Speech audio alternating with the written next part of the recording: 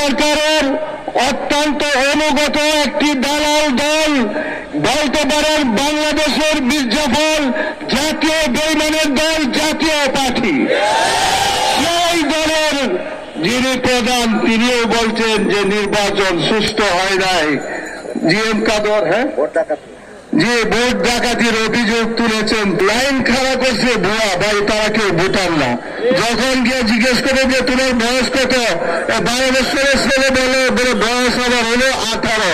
ঠিক আছে, তুমি ভোটার, তোমার ভোটার আইডি কার্ড আছে? সে বলে যে বাড়িতে রাইখে আসছে। জিজ্ঞেস করে যে তোমার বাবার নাম কি, কয়ে এইটাও বাড়িতে রয়েছে, কারণ বাবার নাম তো জানে না। যেই নামে ভোট দিবে, হ্যাঁ, সুতরাং পিতৃ পরিচয়হীন নির্বাচন হয়েছে। ভালো নির্বাচন হয় নাই।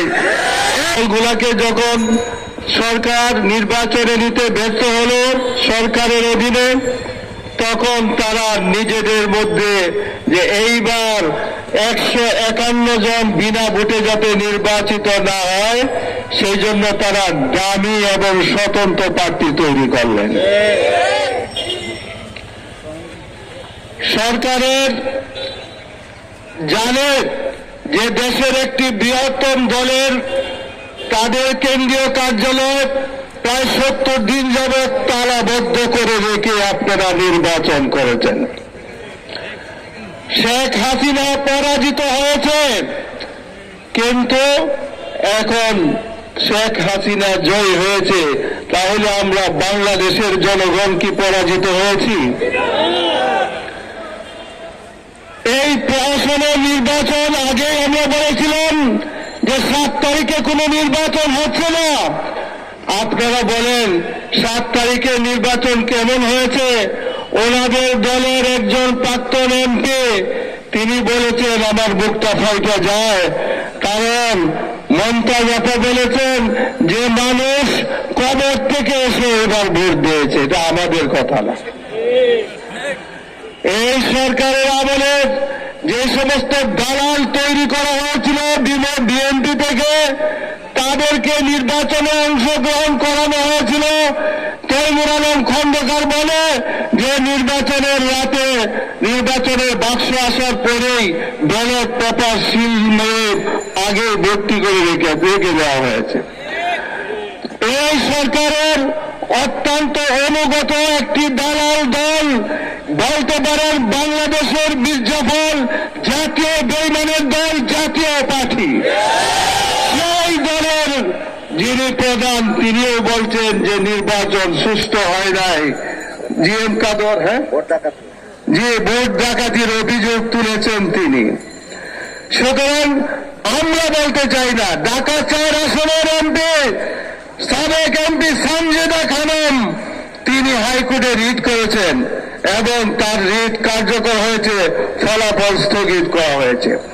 আমরা তত্ত্বাবধায়ক সরকার বা নিরপেক্ষ সরকার ছাড়া কেন নির্বাচনে যেতে চাই না, এটা প্রমাণিত হয়েছে যে এই সরকারের আমলে নিজেদের মধ্যে রুটি ভাগাভাগি সুষ্ঠুভাবে হয় না। সুতরাং তারা নিজেদের মধ্যে ভাগাভাগি সুষ্ঠুভাবে করতে পারেন নাই, যার কারণে অনিয়মের অভিযোগ এসেছে এবং হাইকোর্ট পর্যন্ত মামলা হয়েছে। ভাইরা আমার, এই সরকারের আমলে নির্বাচন সুষ্ঠু হয় নাই। আমার আগেকার বক্তা আমাকে বলেছেন, উনি বলেছেন যে ভুয়া, লাইন খাড়া করছে ভুয়া ভাই, তারা কেউ ভোটার না। যখন গিয়ে জিজ্ঞেস করে যে তোমার বয়স কত, 12 বছরের ছেলে বলে বয়স আমার হলো 18। ঠিক আছে, তুমি ভোটার, তোমার ভোটার আইডি কার্ড আছে? সে বলে যে বাড়িতে রাইখে আসছে। জিজ্ঞেস করে যে তোমার বাবার নাম কি, কয়ে এইটাও বাড়িতে রয়েছে, কারণ বাবার নাম তো জানে না। যেই নামে ভোট দিবে, হ্যাঁ, সুতরাং পিতৃ পরিচয়হীন নির্বাচন হয়েছে। ভালো নির্বাচন হয় নাই।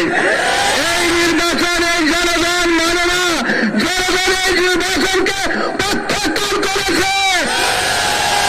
30 জনের মন্ত্রী পরিষদ তৈরি করা হয়েছে, জনগণ এই মন্ত্রীদেরকে মানে না। 300 জন কেন্দ্র যারা এখন নির্বাচিত হয়েছ, জনগণের ভোটে নির্বাচিত হও নাই। জনগণ যারা 2-1 কেন্দ্র পরিদর্শন করতে গিয়েছেন তারা বলেছেন আমরা বাহিরের দেশে কে কি বললো এইটা